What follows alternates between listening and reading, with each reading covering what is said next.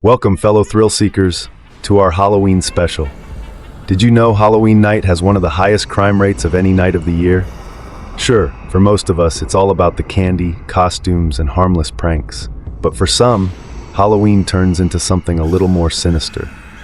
Picture this: mischievous pranksters swapping yard decorations, teenagers TPing houses like it's an Olympic sport, and the occasional accident involving way too much fake blood in the wrong place at the wrong time. Maybe even a story or two of costumes gone wrong or candy scavenger hunts that turn into hilarious, unexpected chaos. But as Halloween night settles in, that veil between innocent fun and genuine terror grows thinner. People take things too far, pranks escalate, and what starts as a thrill in the night can turn dark fast. So stay tuned to hear the true terrifying crimes that have happened on All Hallows Eve. Now let me take you back to Halloween in 1974. The kids had picked out their costumes, the neighborhood was decked out in spooky decorations, and excitement was in the air. But for one family, this night would become a nightmare beyond anything found in a haunted house. This is the true story of Ronald O'Brien, the man who would come to be known as the man who killed Halloween. It was a rainy Halloween night in Pasadena, Texas, in 1974. Ronald Clark O'Brien, a father of two, took his children, 8-year-old Timothy and 5-year-old Elizabeth, out for a night of trick-or-treating. The excitement was palpable as Timothy and Elizabeth set out in their costumes, their hands already reaching for the candy bags. Joining them was the Bates family, their close friends and neighbors, who had a young son eager to join the Halloween fun. With 2 fathers and 3 children, the group navigated the slick sidewalks, determined to make the most of the night despite the heavy rain. The excitement of Halloween kept the children's spirits high as they ran from house to house, eager for treats. But after covering just 2 blocks, the group was ready to call it a night.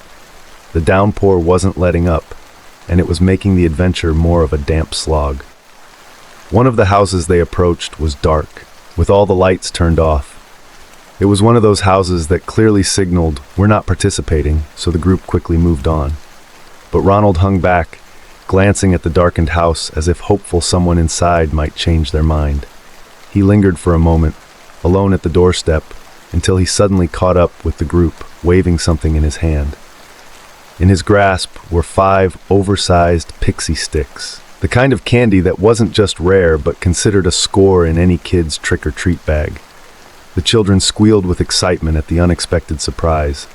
When they returned home, Ronald handed out the prized pixie sticks, 1 for Timothy, 1 for Elizabeth, and 2 for the Bates children. There was still 1 pixie sticks left over. Just then, a young trick-or-treater knocked at the door. Ronald recognized him as Whitney Parker, a 10-year-old boy from their church. Without hesitation, he handed Whitney the last pixie sticks, giving the boy what he likely thought would be the highlight of his Halloween haul.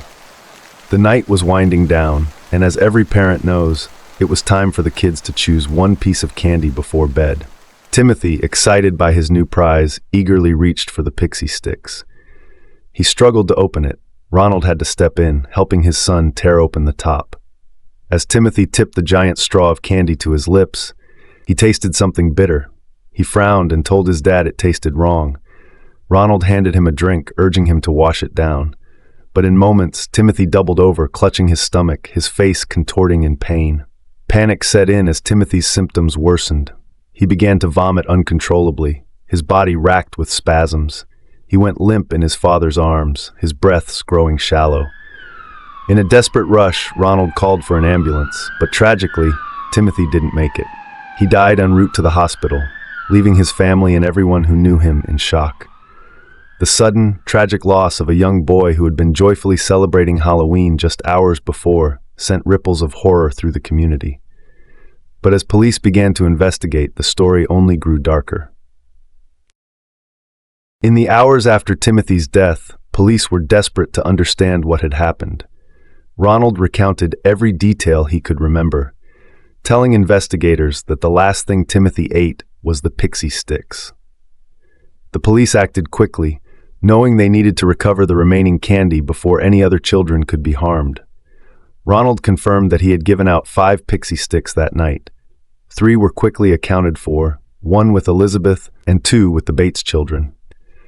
But 1 remained unaccounted for, the one given to young Whitney Parker. The police needed to find Whitney fast, but there was a complication. Ronald didn't know the boy's last name. He only knew he was from their church. Despite this, the police were able to track down Whitney and his family. In a scene of frantic desperation, Whitney's parents searched the house, tearing through bags of Halloween candy but finding nothing. With a heart-sinking dread, they rushed upstairs, terrified of what they might find. There, in his bed, they found Whitney, asleep, with the pixie sticks clutched in his hand. In what felt like a miracle, Whitney had not eaten the candy. Just like Timothy, he had struggled to open it. The top had been stapled shut. For Whitney, the staple had become a barrier that saved his life. The relief was immense, but the horror of what they had narrowly escaped was undeniable. The pixie sticks were immediately taken for testing, and what they revealed was unthinkable. Each tube was laced with cyanide, enough in each one to kill 2 fully grown adults. In Timothy's autopsy, the results were grim. The boy had ingested enough poison to kill several adults, and his death had been excruciating. The poisoned candy sparked fear and panic across the community. The police, fearing that other families might have been given similar tainted treats, urged parents to turn in their children's Halloween candy. The townspeople complied, terrified that a neighborhood psychopath was out there handing out lethal sweets. But as bags of candy were turned over, there were no other pixie sticks to be found, and no other poisoned candy was detected. The police began to suspect this was no random attack. Their investigation began to focus back on one individual, Ronald O'Brien himself. When they asked Ronald to take them back to the house that had supposedly given him the pixie sticks, Ronald was vague. He claimed he didn't remember exactly where it was, only that he'd seen an arm, a hairy arm, he added, extend from the door to hand him the candy. Despite repeated attempts, Ronald couldn't point out the exact house, and his story began to unravel. Finally, after hours of questioning, Ronald identified a house as the one that had given him the pixie sticks. But when police questioned the homeowner, a man named Courtney Melvin, they learned he hadn't been home that night. In fact, he was at work with an ironclad alibi, confirmed by over 200 witnesses.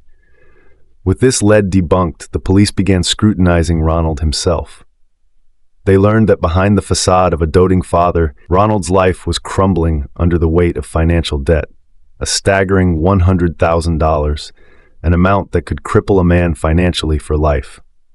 It wasn't long before investigators uncovered a disturbing trail of evidence. In the months leading up to Halloween, Ronald had taken out life insurance policies on both Timothy and Elizabeth.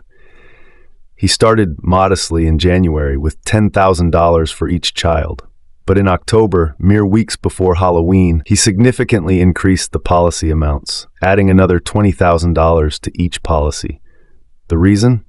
Ronald allegedly told friends and co-workers he was expecting a financial windfall soon, enough that he could quit his job as an optician and live comfortably. The pieces were starting to come together, and what they painted was a deeply unsettling picture of a man who would go to any lengths to escape his problems, even if it meant sacrificing his own children. The investigation took a chilling turn when witnesses came forward to reveal Ronald's peculiar interest in cyanide. He had reportedly asked a colleague where he could purchase cyanide and how much of it would be fatal. His reason, he claimed, was that he needed it for cleaning glass frames as part of his job. But this excuse rang hollow. Cyanide hadn't been used in optical work for decades.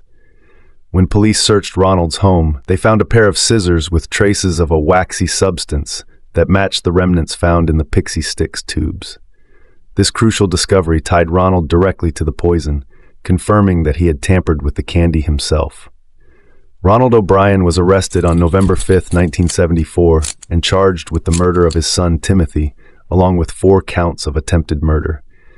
On June 3, 1975, he was convicted on all charges and sentenced to death. Ronald's life on death row was anything but peaceful. Despised by fellow inmates, he lived under constant threat, reviled for his crime, He maintained his innocence, refusing to admit any involvement in Timothy's death. Meanwhile, his wife divorced him and moved on with her life, eventually remarrying and finding happiness again. His daughter, Elizabeth, was adopted by her stepfather and given the chance to escape her tragic past. 3 execution dates came and went, delayed each time by appeals and stays. But on March 31, 1984, Ronald O'Brien was finally executed by lethal injection. In his last statement, he offered no apologies or mention of Timothy, no words for his daughter Elizabeth. He only criticized the justice system, insisting he was an innocent man caught in a nightmare of circumstance. Outside the prison, a crowd of about 300 gathered. As anti-execution protesters stood on one side, others chanted, "Trick or treat," throwing candy at them, a grim reminder of the crime that had brought them all there. Ronald's crime has left a lasting legacy. His actions amplified an urban legend about strangers giving out poisoned Halloween candy. Though there has never been another case like his, the fear he sparked remains. Every Halloween, parents inspect their children's candy, a ritual born from Ronald O'Brien's horrifying crime. Ronald O'Brien became a figure of Halloween horror, known forever as the man who killed Halloween. A man whose desperation led to an unforgivable betrayal, changing Halloween for generations to come. Ronald O'Brien's case is widely believed to have been a significant influence on the urban legend that inspired Candyman. His story fed into the enduring fear of poisoned Halloween candy from strangers, which is a central theme in the Candyman mythos. In the Candyman storyline, the legend is that saying Candyman 5 times in a mirror summons a supernatural killer who appears with a hook hand to wreak havoc. The fictional Candyman character isn't directly modeled on Ronald O'Brien, but the fear he instilled in parents and communities of Halloween treats being laced with poison or tampered with was a key factor that solidified urban myths about dangerous strangers and deadly Halloween candy. O'Brien's case remains one of the few documented examples of Halloween candy poisoning, and it amplified public paranoia around Halloween treats, making it a potent source of inspiration for horror media that explores trust, betrayal, and fear within the community. On October 30, 2011, Manteca, California was rocked by a tragic family murder, one that would haunt the community and highlight the complexities of mental health, familial bonds, and the struggles of a family on the brink. Dawson McGehee, 26 years old at the time, fatally stabbed his mother, Kathleen McGehee, in their family home. Dawson's crime wasn't simply an act of sudden violence. It was the culmination of years of mental health struggles, tension, and complicated family dynamics that Kathleen had been attempting to navigate, balancing her desire to help her son with her own need for stability and independence. Kathleen was 55 years old when her life ended so tragically. Those who knew her describe her as a compassionate, resilient woman, the type who did everything she could to support her family through both emotional and financial challenges. Friends and neighbors remembered her as a kind presence in the community, a woman who would offer to help those in need, even when she herself was facing difficulties. Despite the hardships, Kathleen remained committed to supporting her family, particularly Dawson, whose life had been marked by struggles that went beyond the ordinary. In the years leading up to her death, Kathleen's life became defined by her son's mental health challenges.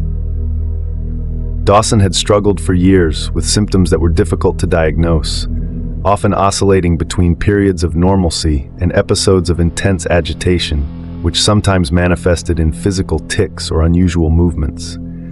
Friends and family recalled instances where Kathleen had taken Dawson to numerous doctors and mental health professionals, hoping to find an answer to his suffering. One of the diagnoses he received was conversion disorder, a rare condition where psychological stress manifests in physical symptoms.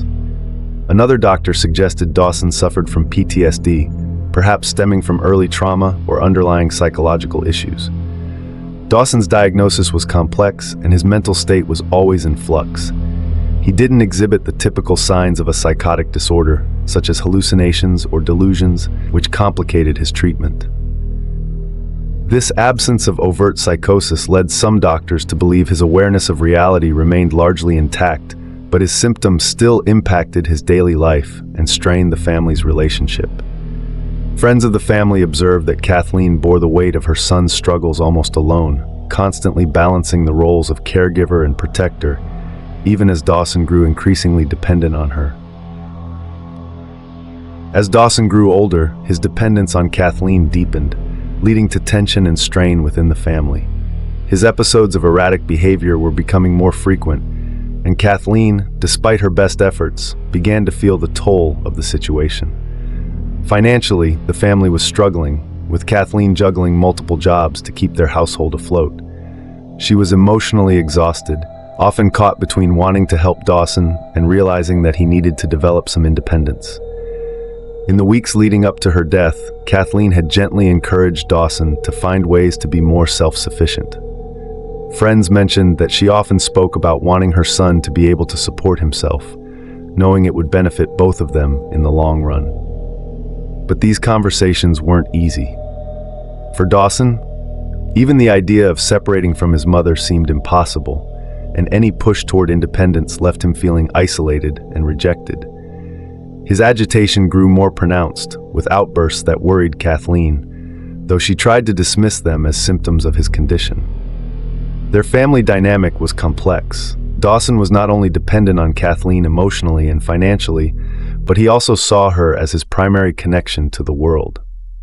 Psychologists often point out that in cases where a person becomes overly reliant on a single family member for support, separation can feel not just uncomfortable but unbearable, leading to intense emotional responses. Kathleen, well aware of this, tried to approach the topic with sensitivity, but the strain of the situation was wearing on her. On the night of October 30th, 2011, Mischief Night, a time when the neighborhood was alive with Halloween anticipation, the McAhee household was anything but joyful. In the early hours of that night, Dawson's emotions reached a breaking point. Details of what exactly led to the tragic act remain unclear, but prosecutors later alleged that Dawson and Kathleen argued, with Dawson becoming increasingly agitated and aggressive. In the heat of the moment, he attacked his mother, fatally stabbing her. Forensic reports later described the brutal nature of the attack, indicating a level of violence that shocked even seasoned investigators. The community was horrified by the news, and friends of the family were left in disbelief. Those close to Kathleen struggled to reconcile the gentle, caring mother they knew with the tragedy that had unfolded in her home. Her friends would later remember Kathleen as someone who gave everything she had to her family, and they could only imagine the devastation she must have felt in her final moments, facing violence from the son she had spent her life trying to help. Dawson's trial would become a study in the complexity of mental illness, with his defense and the prosecution offering two very different interpretations of his actions. His defense argued that Dawson's behavior was a direct result of his mental health struggles and claimed he had been experiencing symptoms consistent with schizophrenia, which may have included auditory hallucinations that influenced his actions. They argued that, as a result, Dawson's sense of reality was impaired, and he was unable to control his actions that night. However, the prosecution saw the case differently. They argued that while Dawson did have mental health challenges, there was no conclusive evidence that he had been experiencing hallucinations or delusions at the time of the murder. Instead, they painted a picture of a young man who had relied on his mother for everything and was furious at her encouragement to become more independent. According to the prosecution, Dawson's behavior that night was intentional, the tragic culmination of a years-long struggle for control within the family. Friends and family members took the stand, painting a picture of Dawson as manipulative and at times hostile toward his mother.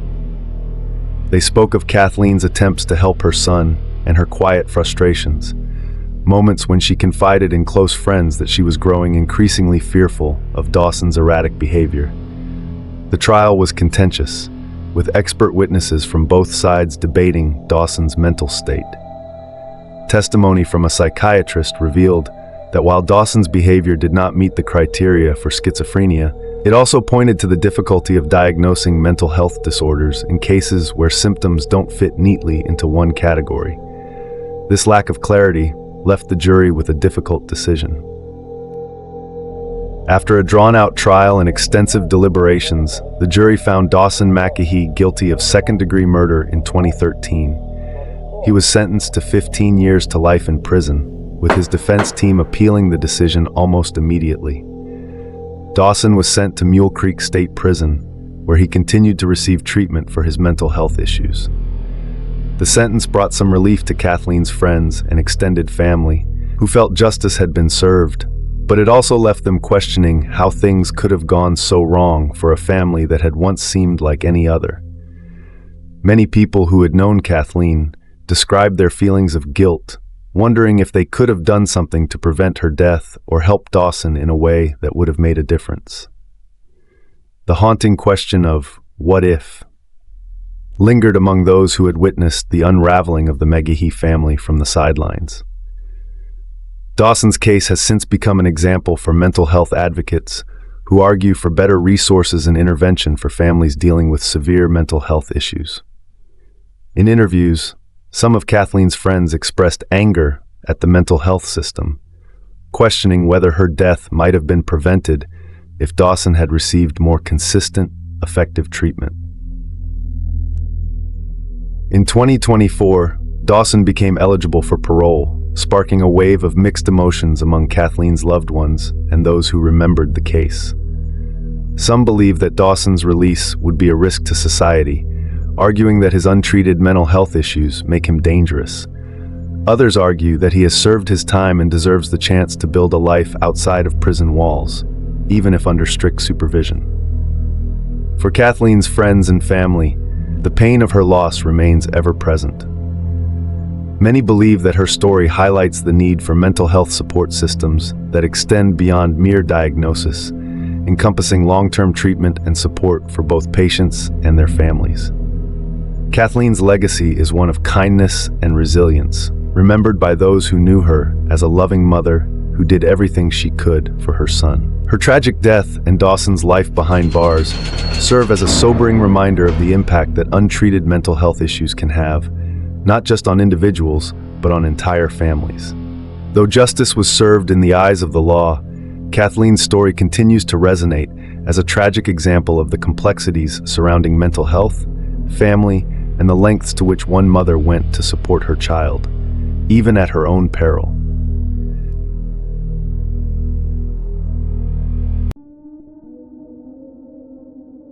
This is the tragic story of Shauna Howe, a bright, kind-hearted 12-year-old whose life was cruelly cut short on Halloween night in 1992. In the quiet town of Oil City, Pennsylvania, a place where families knew one another and children roamed freely, the horror of that night left scars that linger to this day. This is a story of innocence lost, justice pursued, and the heartbreaking consequences of one dark October night. Oil City was nestled in the heart of Pennsylvania's Rust Belt, a community where the air was thick with the scent of autumn leaves, and streets were lined with family homes, each adorned with flickering jack-o'-lanterns for Halloween. It was the kind of place where people left their doors unlocked, where Halloween felt more festive than fearful. For Shauna Howe and her family, Halloween had always been a favorite time of year. Friends described Shauna as a sweet, lively girl who was curious and caring. Her laugh was contagious, and her smile brightened any room. Shauna was close to her mother, Lucy, and her stepdad, John, who had been a steady presence in her life for years. Lucy worked long hours, but she was always attentive and supportive of Shauna. Shauna's friends remembered how she would share her excitement for the little things in life: a new favorite song, a friend's joke, or a Halloween costume. Her dream was to make a difference someday, to do something good in the world. That Halloween night, dressed in her Girl Scout uniform, Shauna attended a party with her friends. She was 12, full of that youthful mix of excitement and independence, and the party was supposed to be a fun break from the routine. Lucy had planned to pick her up, but work got busy and she didn't realize the time had slipped by.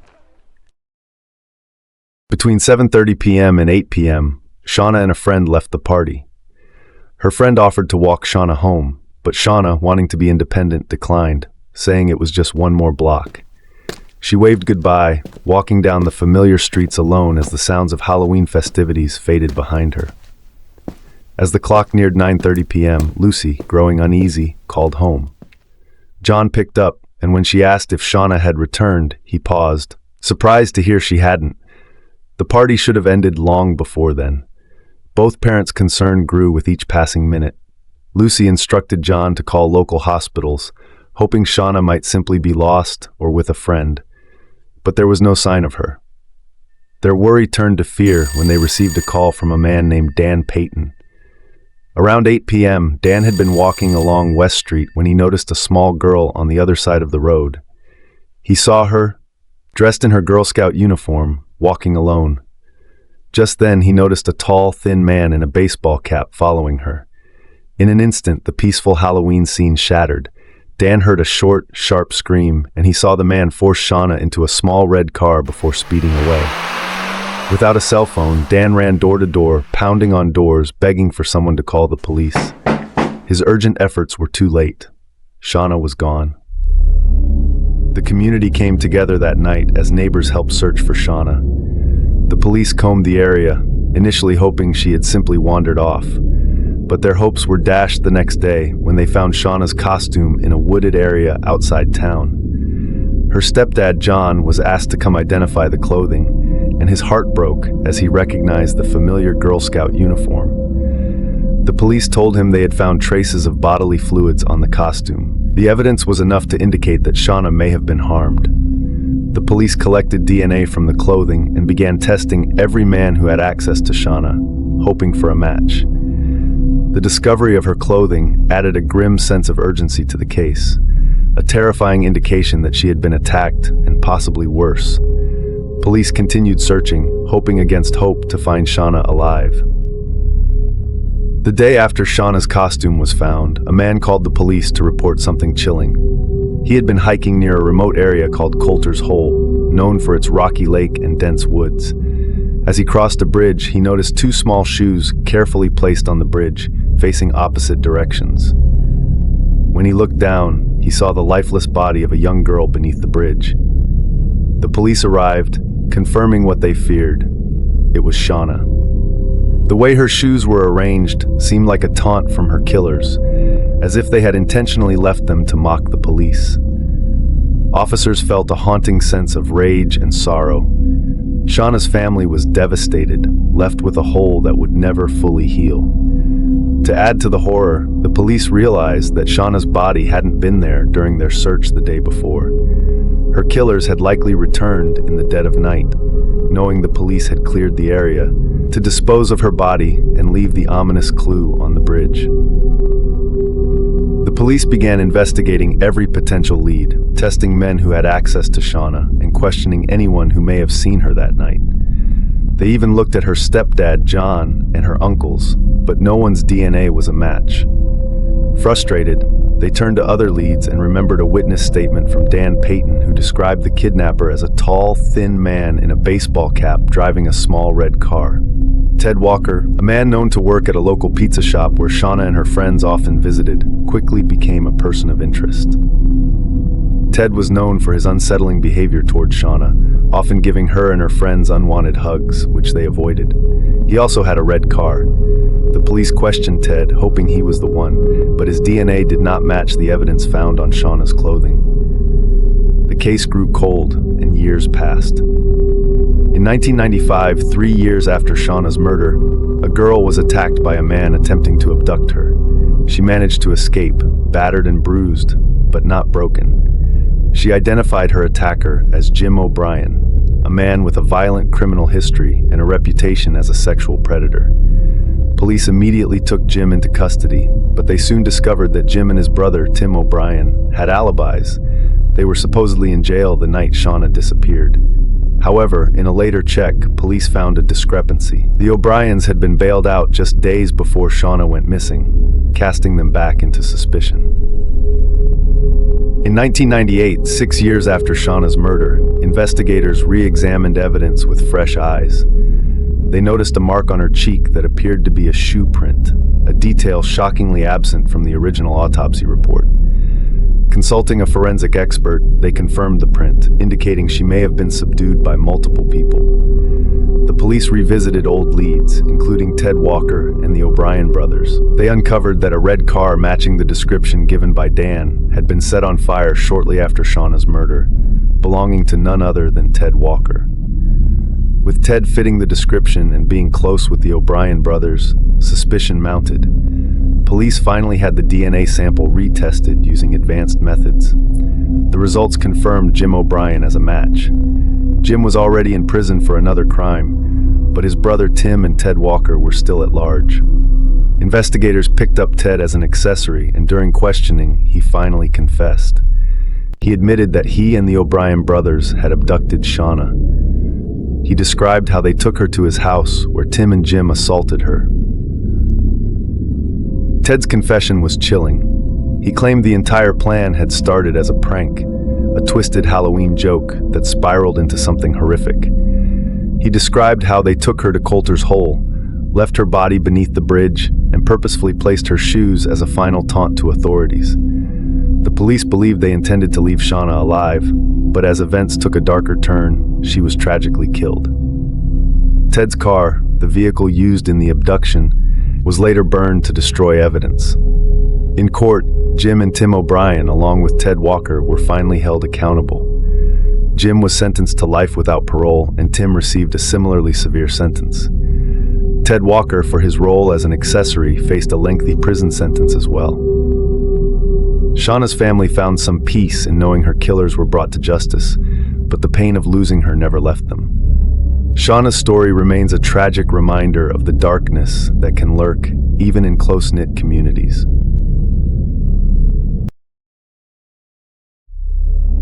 In the quiet, privileged community of Belhaven, Connecticut, a gruesome crime shattered the peace on Halloween Eve in 1975. 16-year-old Martha Moxley was brutally murdered, her life taken by someone she knew and trusted.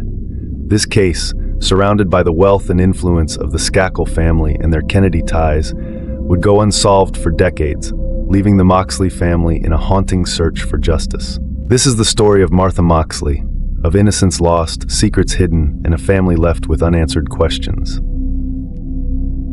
Martha Elizabeth Moxley was a vibrant, friendly 16-year-old with a warm smile and a bright future ahead of her. Born in California, Martha was the youngest child of Dorothy and David Moxley.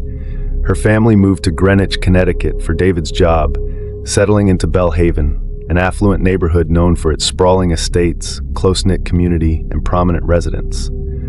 Friends described Martha as a social, outgoing girl who was quick to make friends and enjoyed being around people. She was intelligent and had a lively sense of humor. She loved sports, especially tennis and figure skating, and was well-liked at Greenwich High School.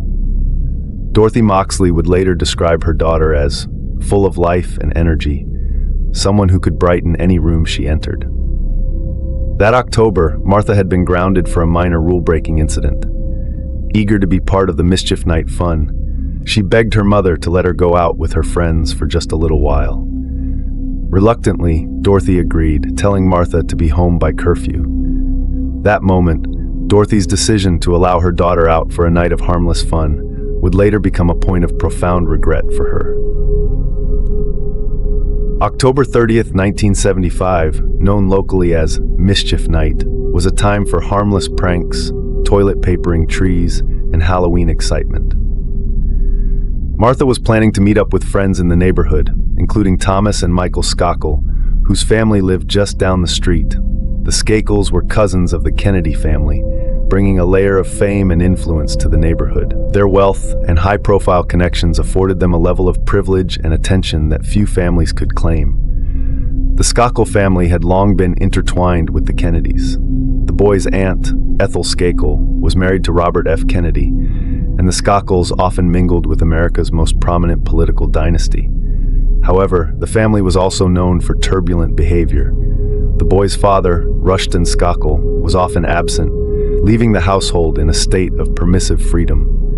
Without a mother figure and with their father frequently away, the Skakel children were largely left to their own devices, leading to rumors of reckless and at times violent behavior. That night, Martha spent time at the Skakel residence, where she was last seen around 9:30 p.m. Reports indicated she had been socializing with Thomas, known as Tommy, who was 17, and his younger brother Michael, then 15. Tommy had shown a particular interest in Martha, and though it seemed innocent to some, others believed he may have had deeper feelings for her. The evening had the feeling of typical teenage fun, with laughter and harmless flirtation. But at some point, something went terribly wrong. By 10 p.m., Dorothy Moxley began to worry. Martha wasn't home yet, and she'd never missed curfew before. As midnight approached and there was still no sign of her, Dorothy's concern turned to panic.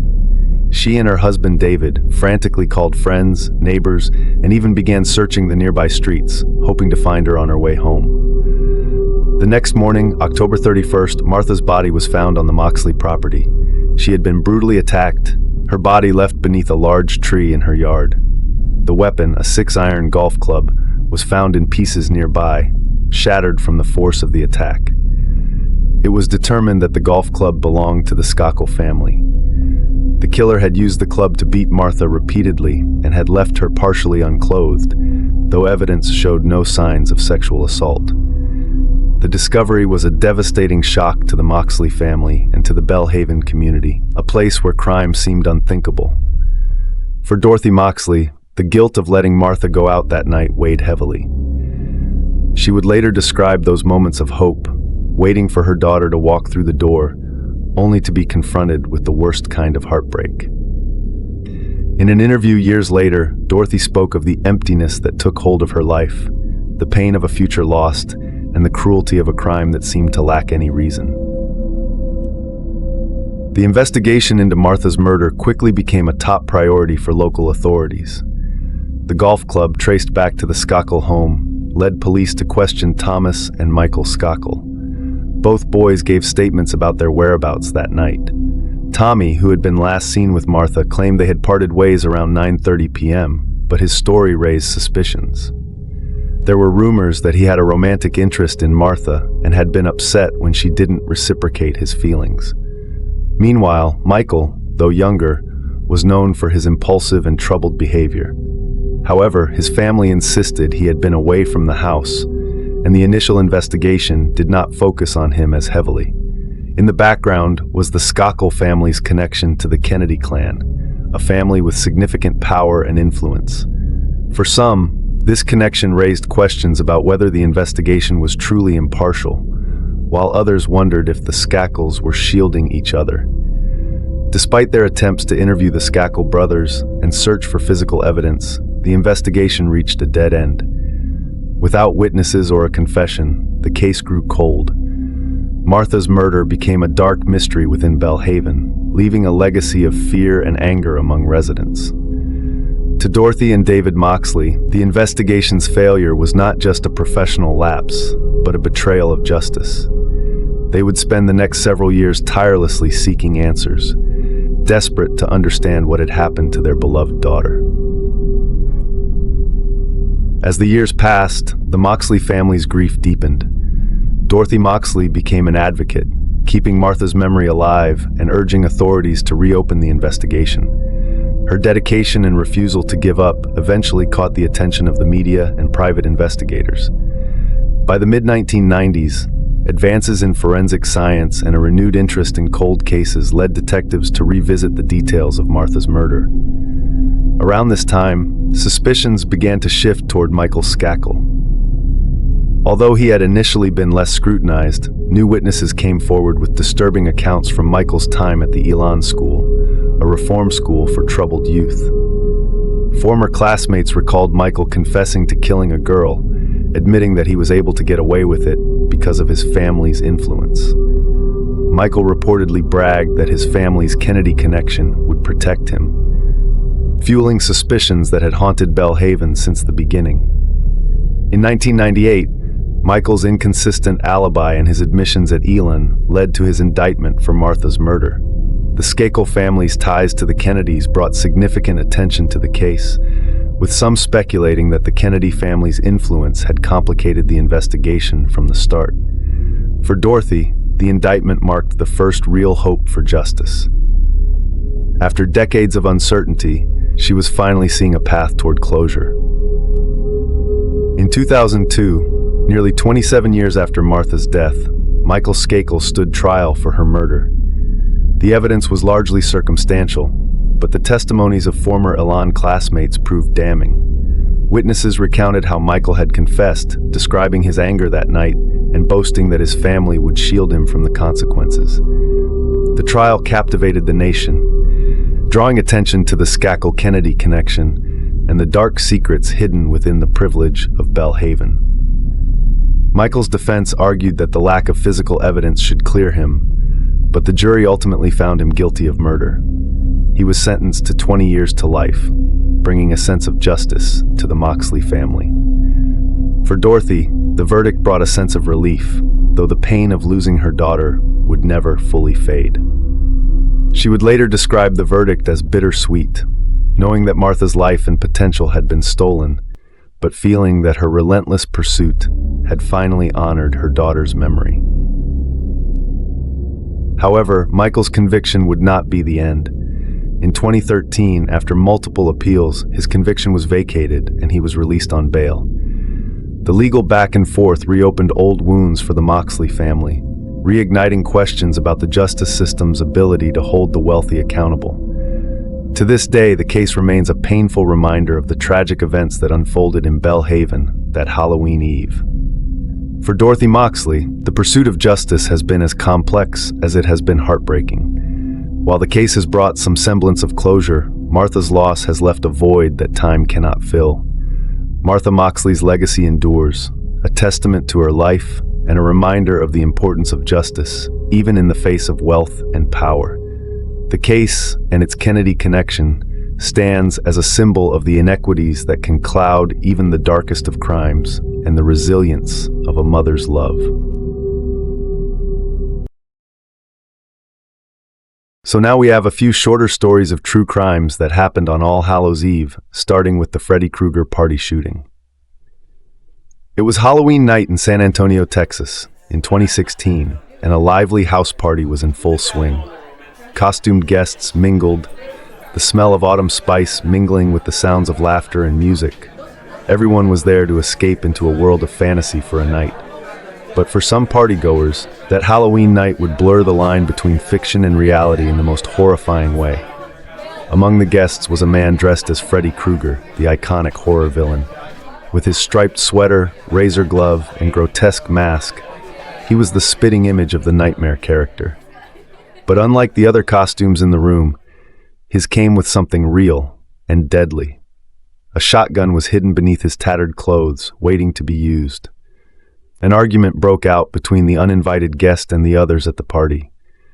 Tensions quickly escalated, and without warning, Freddy Krueger pulled out the shotgun. What was supposed to be a night of innocent scares suddenly turned deadly. 5 people were injured, the party's festive energy replaced by sheer terror as guests tried to flee. Police were called to the scene, and while there were no life-threatening injuries, the memory of that night remains chillingly vivid for those who were there. The real-life Freddy Krueger was gone before the police could apprehend him, leaving behind a nightmare that wasn't so easy to shake.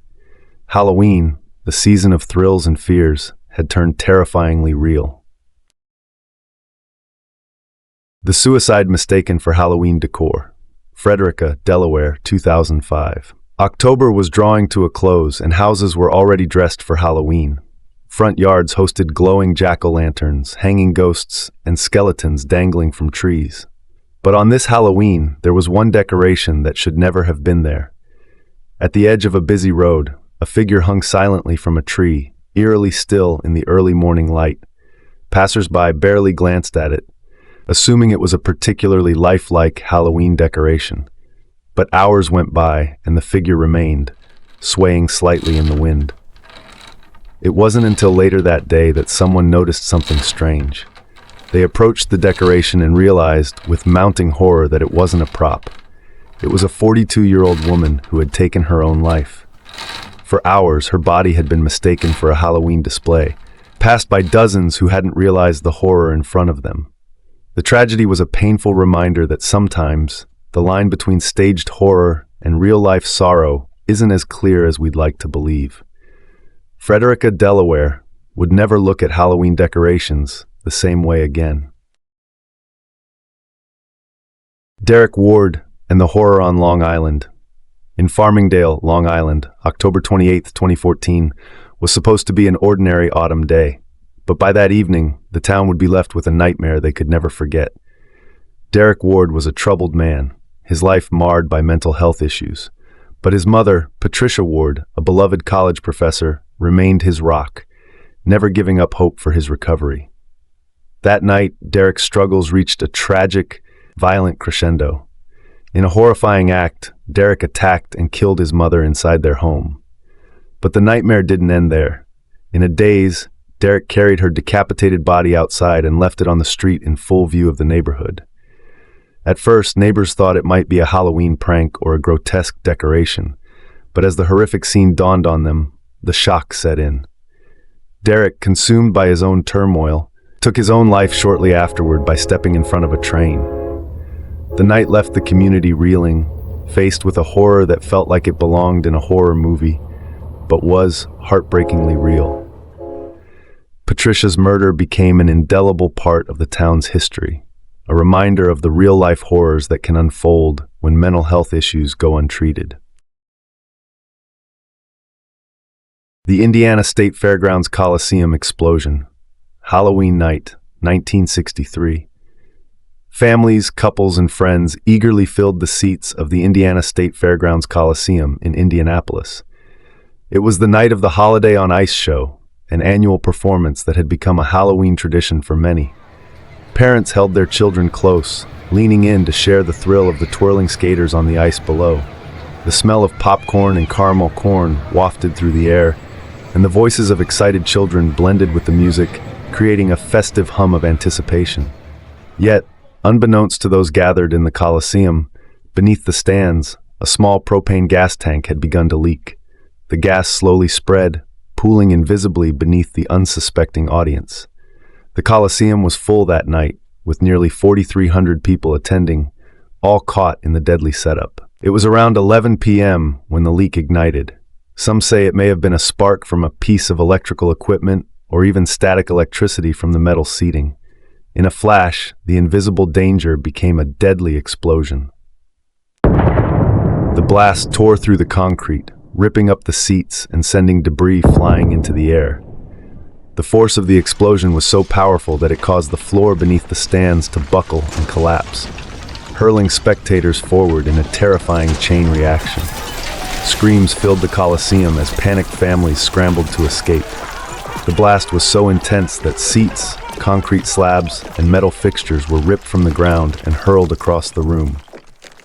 Those in the immediate vicinity of the propane tank were killed almost instantly, and hundreds more were injured as they were thrown against walls and other spectators. For those farther from the blast's epicenter, the explosion was sudden and disorienting. Some survivors later recounted feeling an intense pressure and heat wave before the horrific sound of concrete breaking filled the air. In an instant, what had been a joyous family outing turned into a chaotic, surreal scene of devastation. In the minutes following the explosion, darkness and smoke filled the arena. Families frantically searched for their loved ones amid the dust and debris, with parents calling out for children and couples clutching each other in shock. Rescue workers, police, and even bystanders who hadn't been in the blast's immediate range quickly moved in to pull victims from the rubble. Emergency personnel had to work around broken seats, twisted metal, and pools of spilled fuel, all in an attempt to reach those trapped beneath the collapsed stands. Local hospitals were overwhelmed as ambulances raced to bring in the wounded.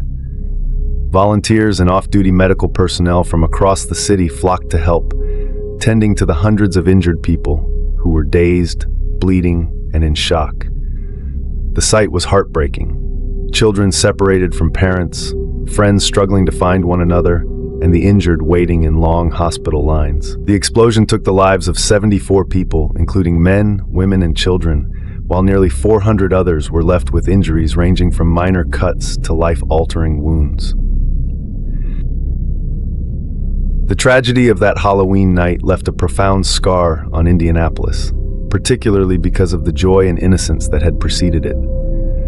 For many, the memory of the Holiday on Ice show was permanently marred, transforming what was once a cherished family event into a source of lingering pain. Survivors spoke of flashbacks, nightmares, and the long road to recovery. Many parents felt an acute sense of guilt, questioning their decision to bring their children to the Coliseum that night, while others struggled with the loss of loved ones. The catastrophe led to a comprehensive overhaul of safety protocols for public venues, especially regarding the storage and handling of propane and other flammable substances.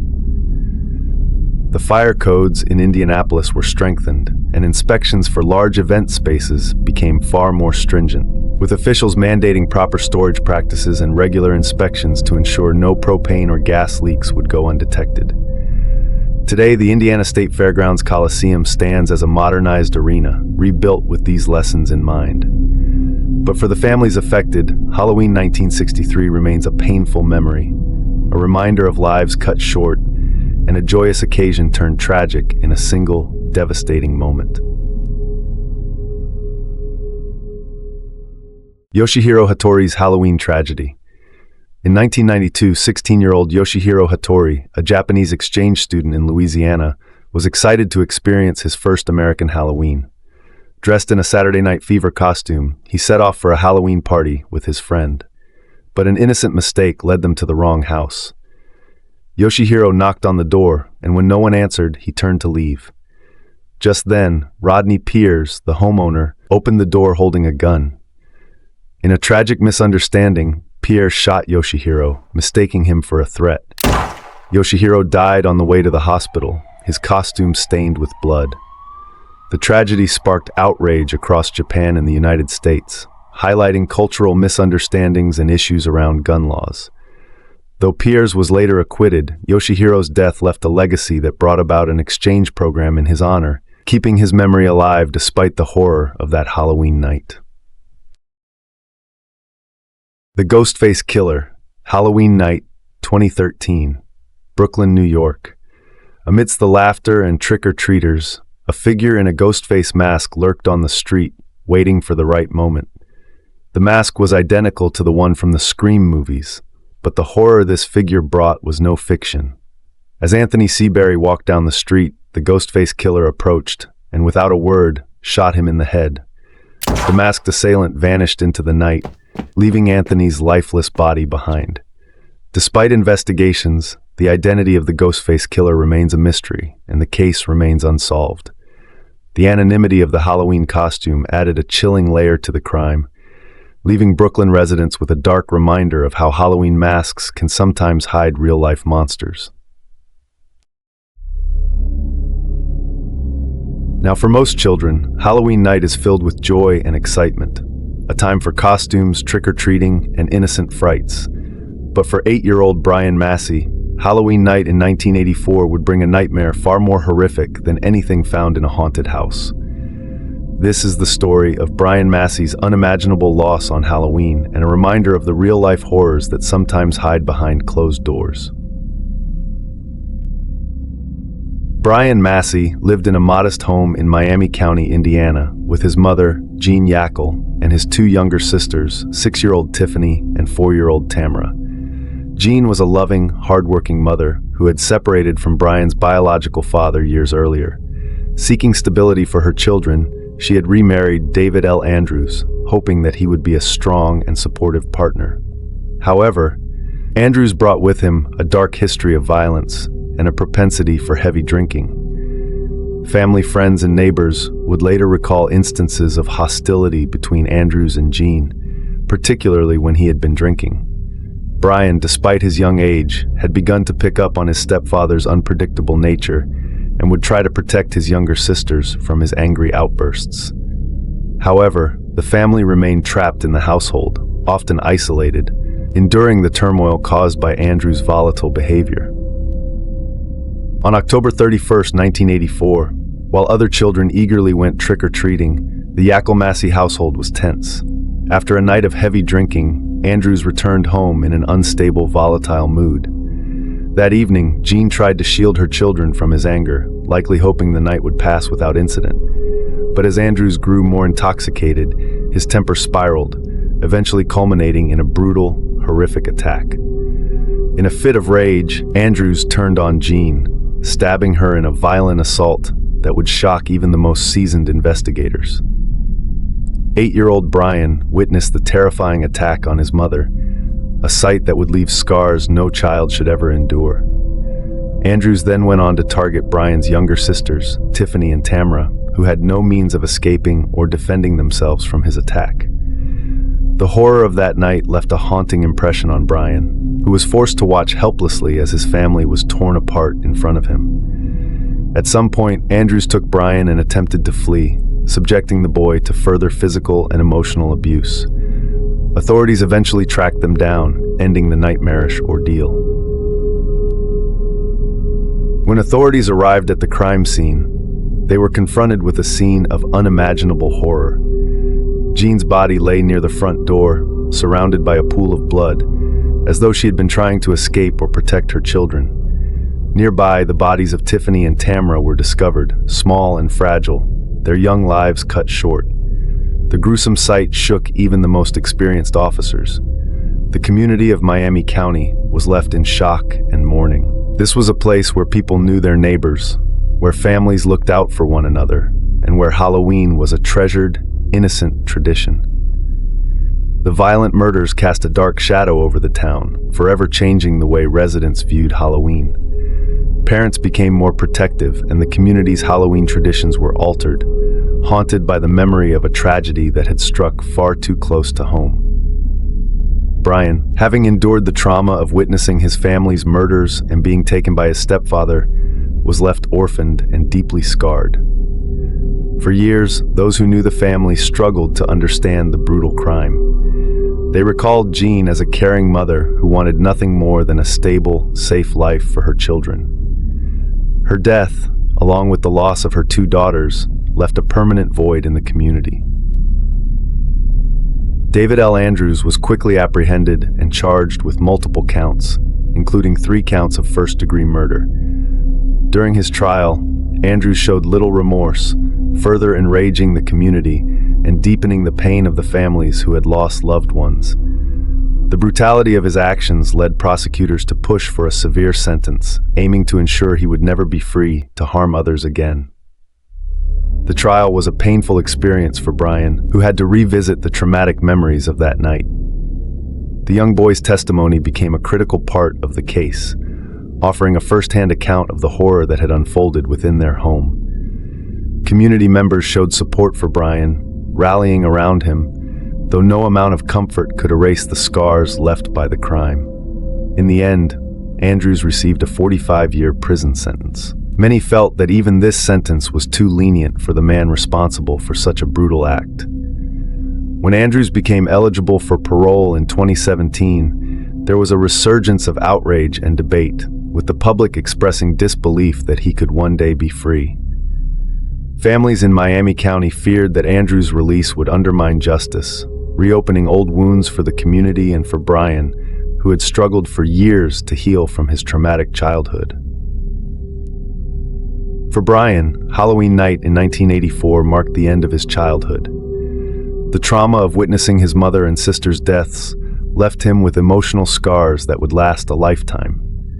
He was taken in by extended family members who provided a stable environment, but the memories of that night and the weight of loss followed him throughout his life. Friends and relatives spoke of his strength and resilience, though they knew that no one could fully understand the depth of his pain. As he grew older, Brian channeled his experiences into advocacy, sharing his story to raise awareness about domestic violence and the long-term impact of trauma on children. Despite the horrific events of his past, he worked to rebuild his life, though he carried the burden of loss with him always.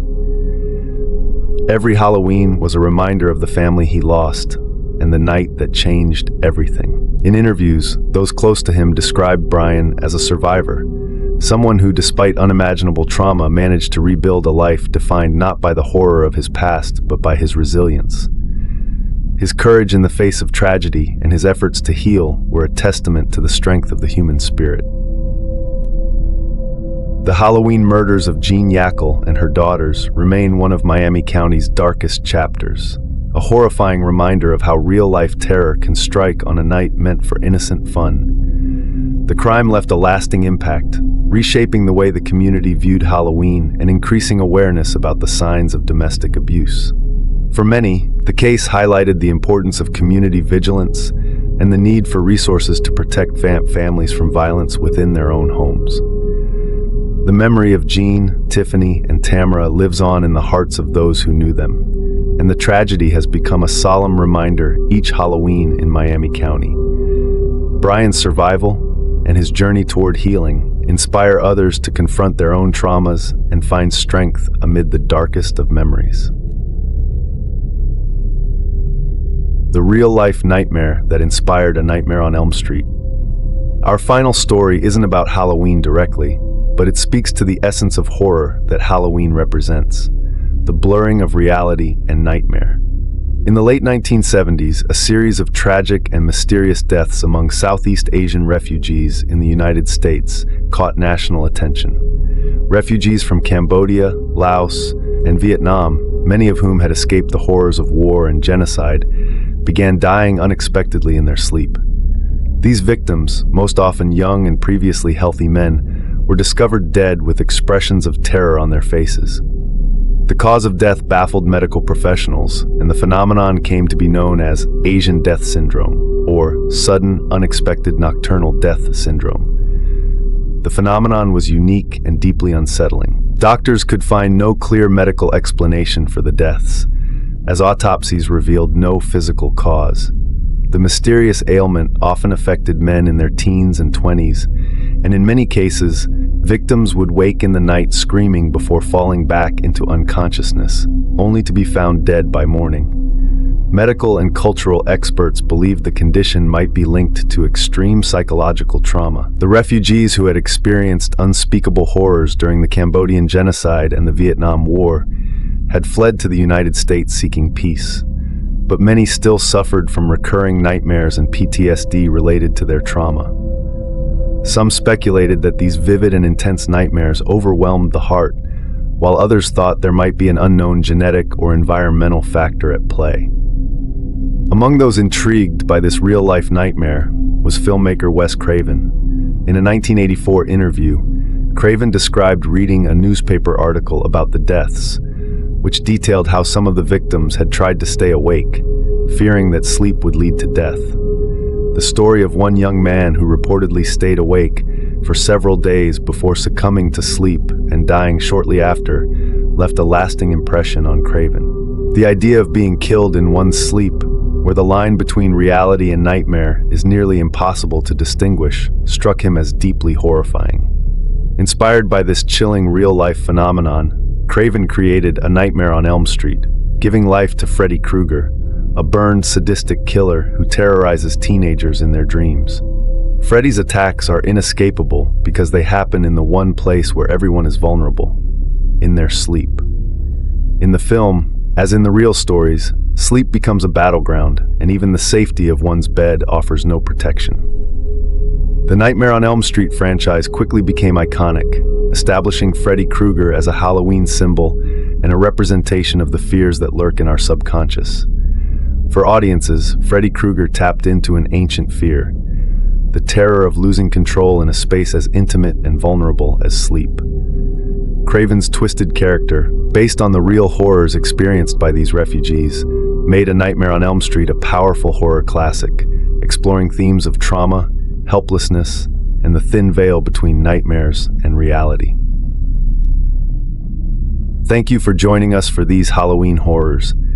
Tonight's stories remind us that while we dress up in costumes to scare ourselves, real-life terror is never far away. This Halloween, remember to keep one eye on the shadows, because you never know what could be lurking there. Until next time, stay safe out there. Happy Halloween!